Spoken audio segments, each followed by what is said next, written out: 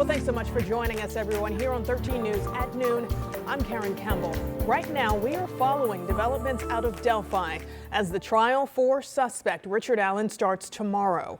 Allen is accused of killing Abby Williams and Libby German in 2017. Now, the last few days, we have been following the jury selection process. And just a few moments ago, we learned about the results of a request for more funding that Carroll County needs to carry on this trial.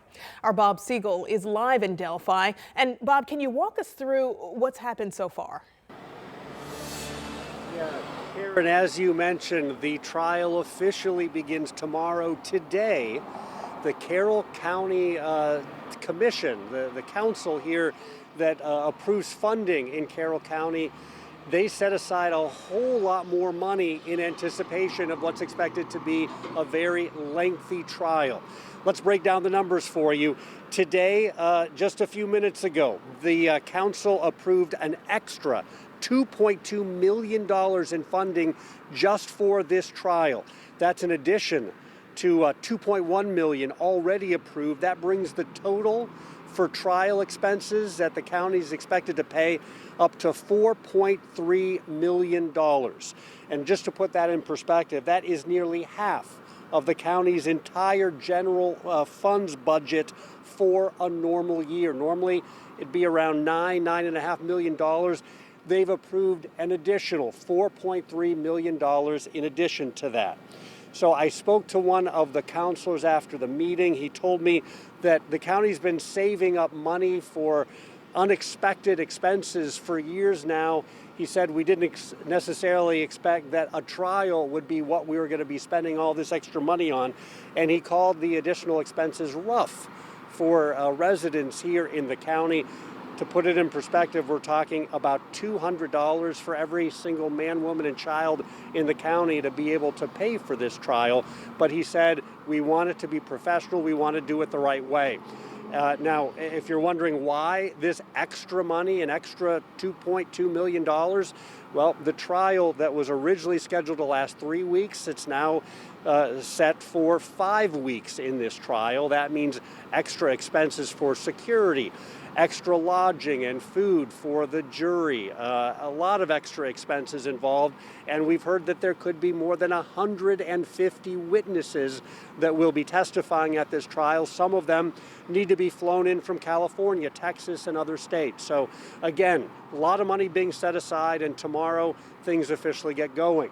My colleague, Samantha Johnson, she's been in Delphi here all morning. And again, you've been seeing things really getting prepared for a busy day. Yeah, that's right. It's already been a busy day because we're kind of in two places at once, right? We've got our crews here in Carroll County, but things are really getting started in Allen County. We know that's where the jury was set to be sworn in earlier this morning.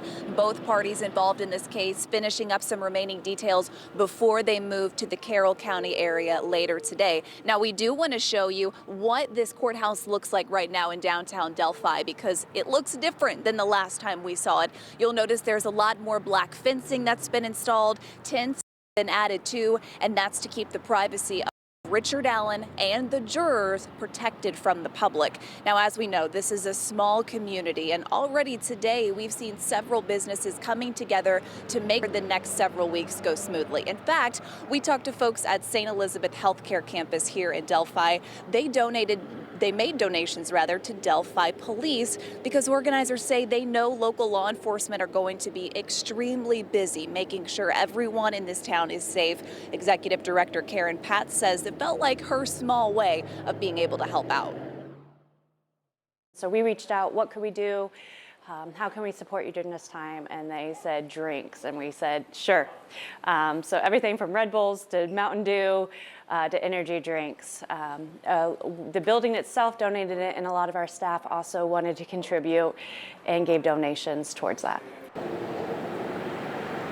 Now, this morning, we also visited the Monon High Bridge Trail here in Delphi, which is where Abby Williams and Libby German were last seen It was a quiet sunrise there this morning, more than 7.5 years after the girls were killed. And now, less than 24 hours away, Richard Allen, the man charged with their deaths, will face a jury for the very first time here in Carroll County. So, Karen, we are really just getting started today. You mentioned Bob. We saw Bob already today. Emily Longnecker is in Allen County this afternoon. We will have much more team coverage coming up tonight on 13 News. All right, Samantha Johnson, thank you so much for reporting there for us. And of course, we will have more. You can get caught up on this case right now. We've got a Delphi trial special streaming on demand on WTHR+. Now, that is a free download on Apple TV, Roku, and on Amazon Fire Stick. Lots to look forward to coming up on 13 News at 4. But right now, we're giving you a live look outside over downtown Indianapolis. Now, it was a bit frosty this morning, but you know what? There's sun. So it is a warm-up on the way, and meteorologist Rob Ellis is here to talk about just how much of a warm-up we can expect. Yeah, you know, the good thing about the air being so dry is that even though we're able to cool down quite a bit at night, I mean, I saw frost when I came out this morning. It warms up so dramatically and so quickly, and I think we're going to continue to see that over the next several days, and each and every day will get just a little bit warmer. Weekend looks fantastic, by the way. Let's get right into it. Let's talk where we were this morning, because look at these numbers, 20s and 30s. Most locations were below freezing, perhaps a little bit of that urban heat island. The city tends to stay a little bit warmer. That's why Indy is the warm spot there at 35. But I expect that now this will be the coldest temperature that we see for the rest of the week. Look how much we've warmed up. We've already gained 20 degrees on top of where we were this morning, and I think we'll maybe add another 10, maybe even 15 degrees on top of that. Sunshine's really doing a good job to help warm us up. We also have a south wind. Those blue skies are going to continue, and this is what your forecast, at least with the icon, that's what it will look like really for the next several days. But with the southwest wind, we're going to continue to take these numbers and push them a little bit higher today, tomorrow, even into the weekend, and looking pretty good even into early next week. So a high temperature today of 63. This isn't too far off from where we should be this time of year. But for tonight, dropping the temperatures again. Still able to cool down into the 30s, and I think we could see a little bit of patchy frost. I'll talk a little bit more about the weekend forecast coming up. All right, thanks, Rob. Just moments ago, we learned that police have charged an Indianapolis man in a hit and run on the city's far east side. That's where a 14-year-old bicyclist died. Now, you may remember it happened more than a week ago off Cumberland Road, just north of 10th Street, where both Wilberto Rivera III died in that crash. And this afternoon, prosecutors charged Joshua Rain with leaving the scene of an accident, resulting in death or catastrophic injury. According to court documents, Rain's 2019 Chrysler 300 was identified by automatic license plate readers. Rain tells police that he was driving to work listening to music loudly when he hit something. He says he slowed down, looked in the rearview mirror, but saw nothing and kept driving. Now, there is a balloon release set for tonight for Rivera III. This afternoon, 13 News is working to learn more about a fatal shooting outside of a hotel on the city's southwest side. Just moments ago, we learned that victim, we learned the victim's name, and we'll bring that to you later in this story. But police tell us they believe a woman was killed last night after an argument in the parking lot of the Red Roof Inn near Lyndhurst and Sam Jones Expressway. Right now, investigators are still working to confirm if the woman, 23-year-old Chastity Hahn, was a guest at the hotel.